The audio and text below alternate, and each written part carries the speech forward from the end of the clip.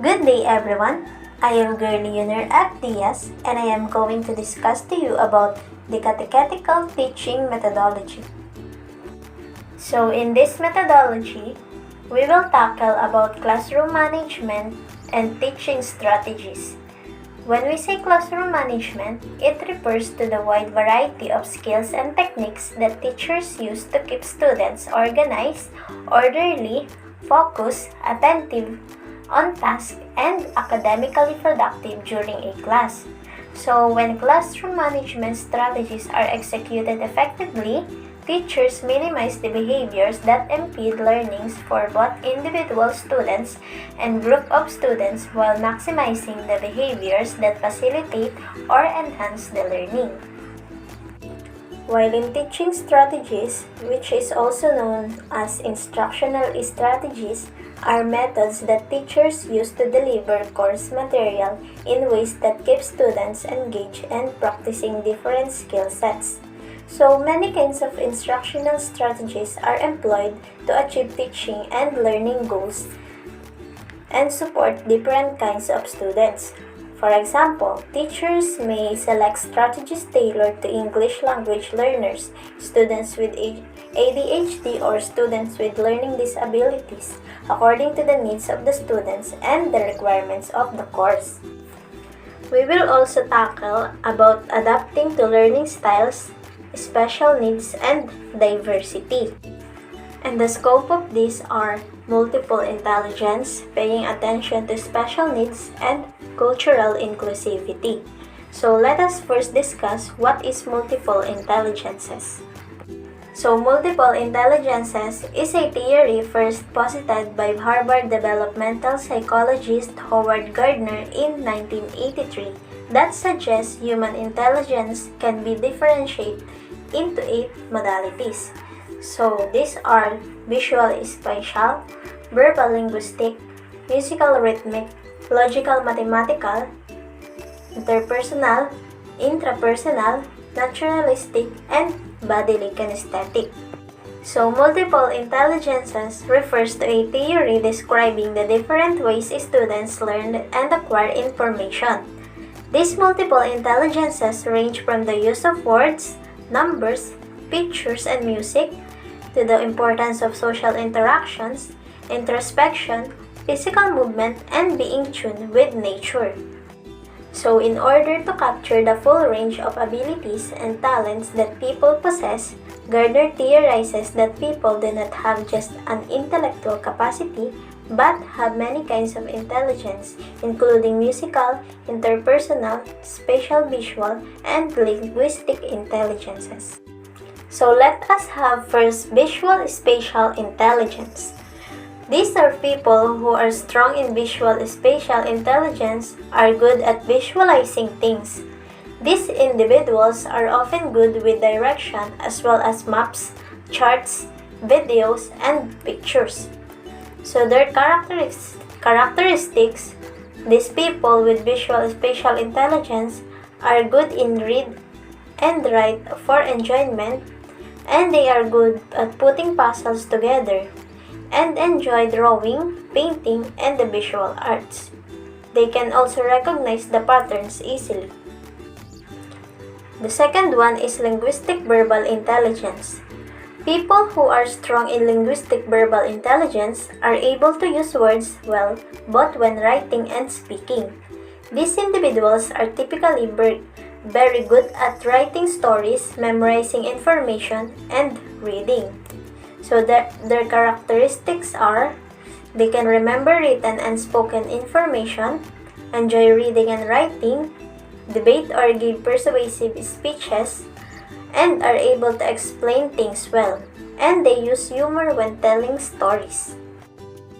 And the next one is interpersonal intelligence. Those who have strong interpersonal intelligence are good at understanding and interacting with other people. These individuals are skilled at assessing the emotions, motivations, desires, and intentions of those around them. So these people are good in communicate well verbally, skilled at nonverbal communication, see situations from different perspectives, create positive relationships with others, and resolve conflict in group settings. Next is intrapersonal intelligence. Individuals who are strong in intrapersonal intelligence are good at being aware of their own emotional states, feelings, and motivations. They tend to enjoy self-reflections and analysis, including daydreaming, exploring relationships with others, and assessing their personal strengths. So their characteristics are analyze their strengths and weaknesses well, enjoy analyzing theories and ideas, have excellent self-awareness, and understand the basis for his or her own motivations and feelings. Next one is logical mathematical intelligence. Those people who are strong in logical mathematical intelligence are good at reasoning, recognizing patterns, and logically analyzing problems. These individuals tend to think conceptually about numbers, relationships, and patterns. And their characteristics are they have excellent problem-solving skills, enjoy thinking about abstract ideas, like conducting scientific experiments, and can solve complex computations. Next is musical intelligence. People who have strong musical intelligence are good at thinking in patterns, rhythms, and sounds. They have a strong appreciation for music and are often good at musical composition and performance.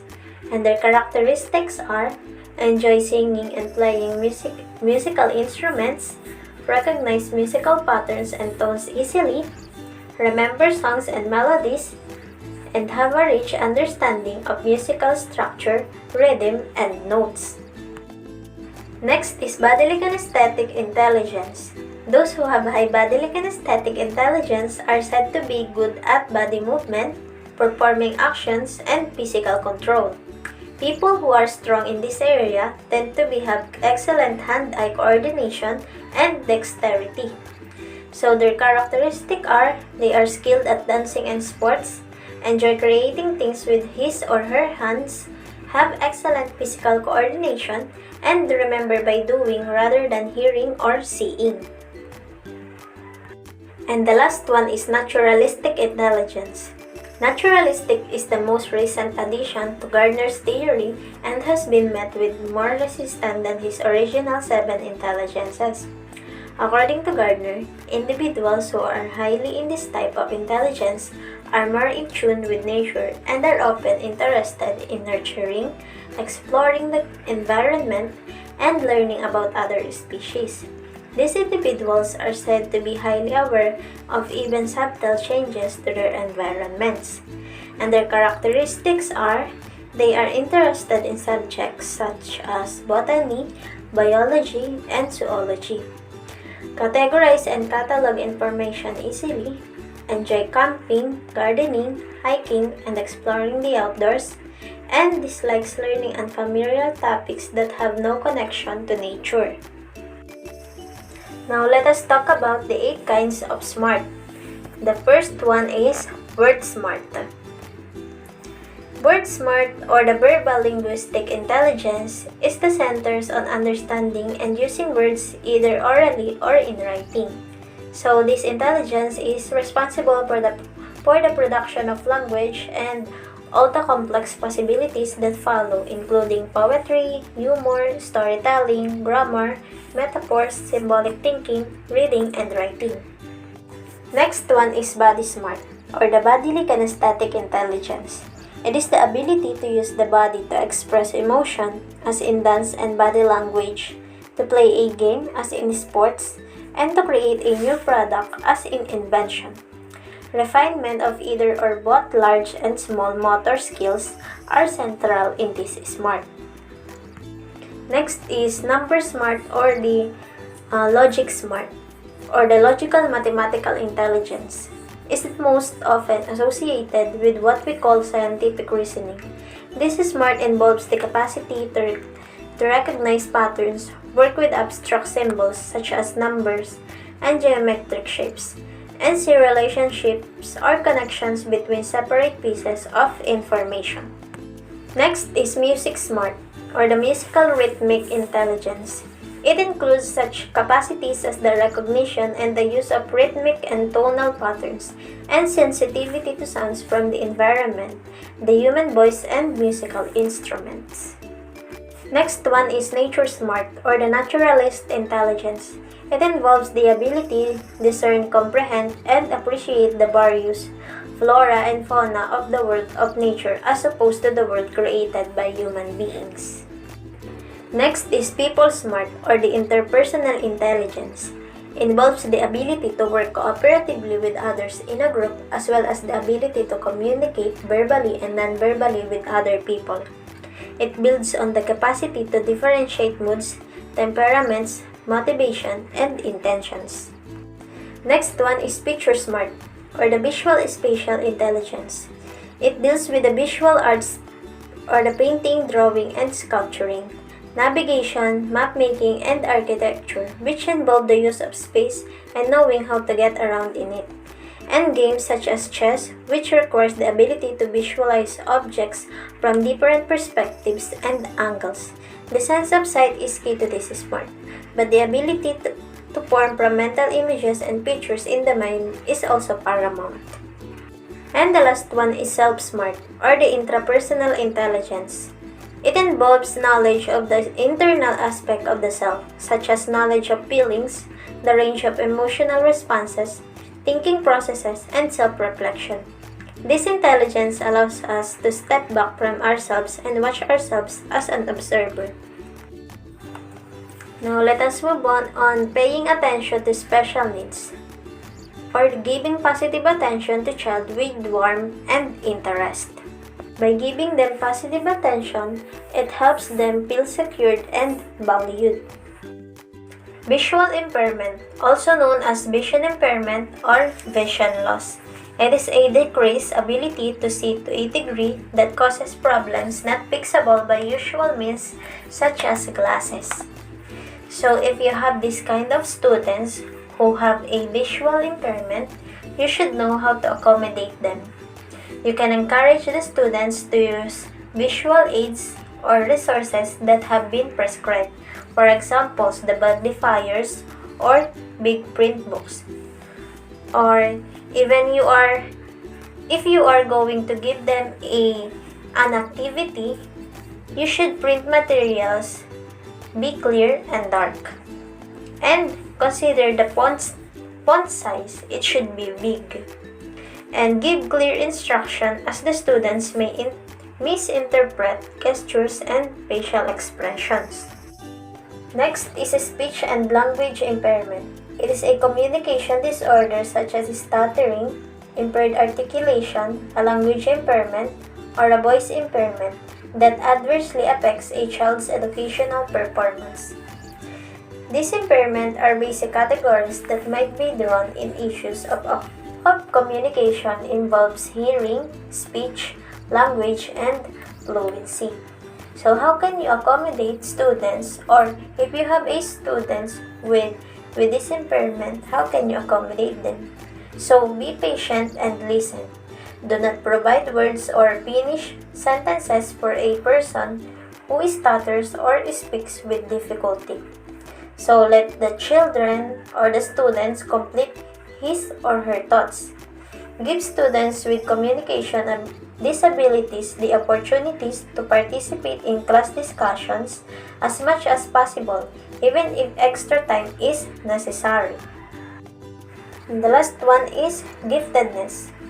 Students with gifts and talents perform or have the capability to perform at higher levels compared to others of the same age, experience, and environment in one or more domains.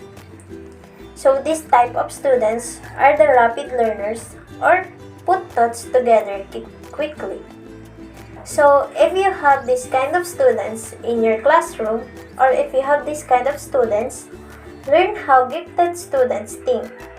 If you want to support gifted students in your classroom, it's important that you make an effort to learn how they think and learn about the different struggles they face.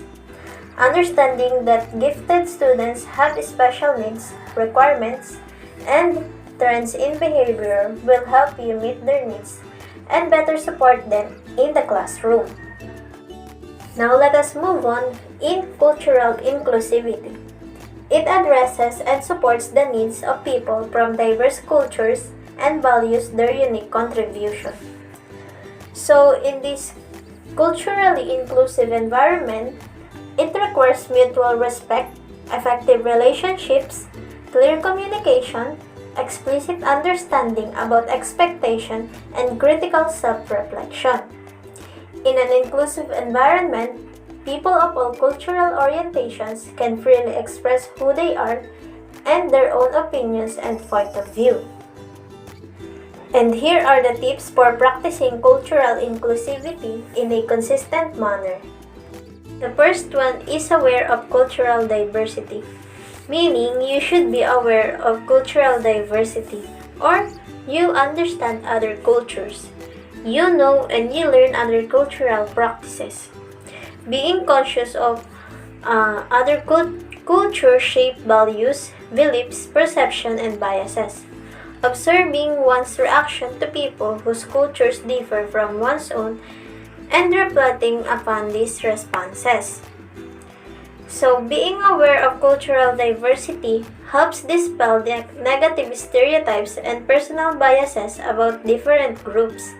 In addition, cultural diversity helps us recognize and respect ways of being that are not necessarily our own, so that as we interact with others, we can build bridges to cultural sensitivity and understanding. Being aware that cultural differences and similarities between people exist without assigning them a value, positive or negative, better or worse, right or wrong. It simply means that you are aware that people are not all the same and that you recognize that culture is no better than any other culture. So being aware that cultural differences exist without assigning them a value, which means without believing that one culture is superior to the other. In order to be culturally sensitive, it is important to be informed about other cultures and beliefs. Next is aware of language. Language awareness is key when we communicate with people from other cultures. Since we use language to communicate, our knowledge of foreign languages gives us access to different societies and cultures. We become mediators between cultures.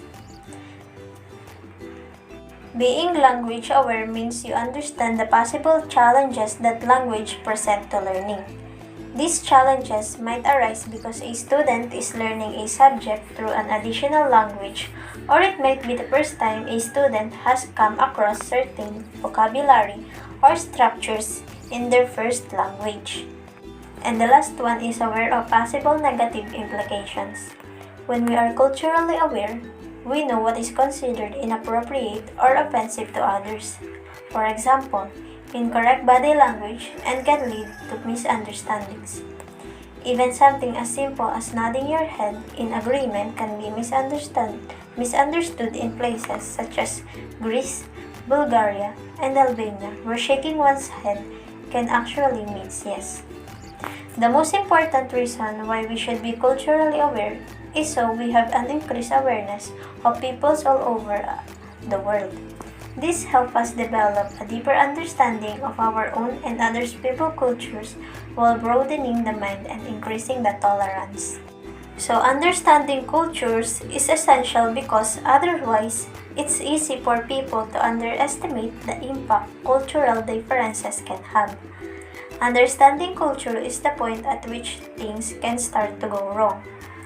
Although it may be easy to learn facts and do's and don'ts about differences cultures, this is not necessarily what cultural awareness is all about. If you think of culture as an iceberg, what we see of a culture is tiny in comparison to what we cannot see. It is the unseen elements of culture such as values and beliefs that are usually hardest for people to understand and deal with it. When we interact in coarse cultural situation, a lack of awareness can lead to a bad or poor decisions. Cultural awareness help us reduce the chances of making bad decisions and increases the chance of us making more insightful, considered decisions. So when you are working with people from different cultures, it's critical that you understand difference around rules and expectations. If you don't, you can make mistakes. These mistakes can be harmless or they can be serious. And now, Ms. Aramina will discuss to you all about classroom management and teaching strategies. Good day everyone. I am here to discuss about classroom management, creating an effective learning environment, and some teaching strategies. Now, let's talk about what is classroom management. Classroom management refers to the wide variety of skills and techniques that teachers use to keep students organized, orderly, focused, attentive, on task, and also academically productive during a class.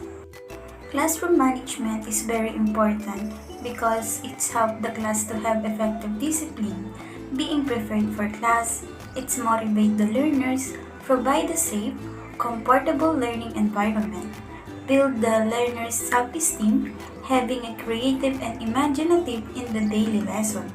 Also, with the help of classroom management, you will accomplish more by kind words and a courteous manner than by anger or shout rebuke, which should never be used except in necessity, according to Saint Angela Merici. But what are you going to do to accomplish it? First, understand the rule of discipline. The rule of good discipline is to remove any obstacle from an effective learning experience through engage an active and effective teaching and learning process. And identify the improper behavior. Student can engage in problematic behaviors because of health problem, personal or family problem, adjustment, general academic issues, etc. So, as an educator, we should fix this improper behavior to engage in effective learning process. Third, avoid interrupting your lesson. A good catechist learns to deal with discipline problems without stopping the lesson. Here are some tips for you to avoid the distraction during a class. Stay calm and listen to your student concern. Be steady, consistently and firm. Acknowledge the feeling of an individual. Remember that disruptive behavior is often caused by stress or frustration. Address the disruption individually, directly, and immediately. Be specific about the behavior that is disruptive and set limits. Ask the student to see you after class to address the disruption. Be aware of your own limitation.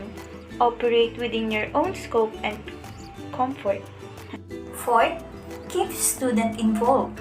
Keeping your student busy and on task right from the start, you eliminate a great deal of potential problems.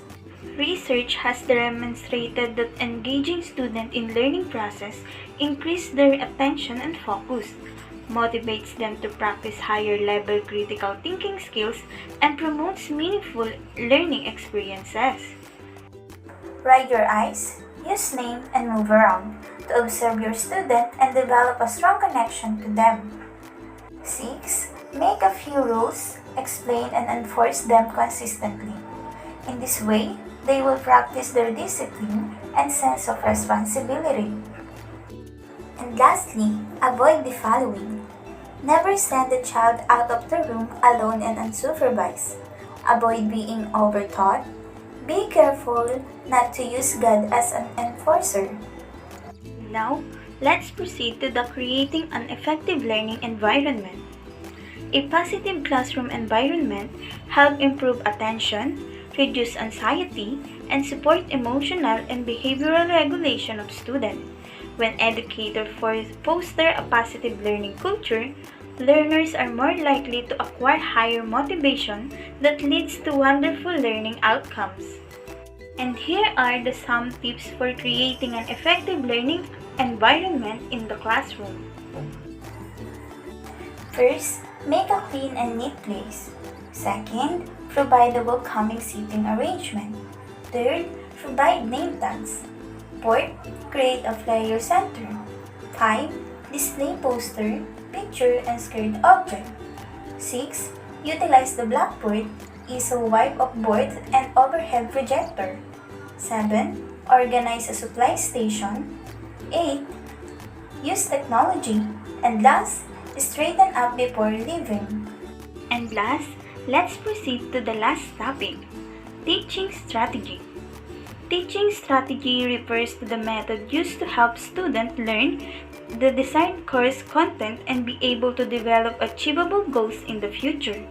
Teaching strategies identify the different available learning methods to enable them to develop the right strategy to deal with the target group identified. And here are some teaching strategies that you can employ during your class. Reverse charade, cubing, picture relay, song analysis, and storytelling. We all know that our new curriculum is based on the learner-centered. Learner-centered curriculum utilizes various educational experiences, but the student becomes a participant in the decision-making process of designing and selecting educational experiences. In the process of this approach, also recognizes the developmental level of the student. And here are some skills, tips, and practice advices for shifting the focus onto the learners. First, look over your lesson plan. Second, review your learning outcomes. Third, identify ways in which participant will be engaged in learning. Fourth, be prepared with open-ended questions.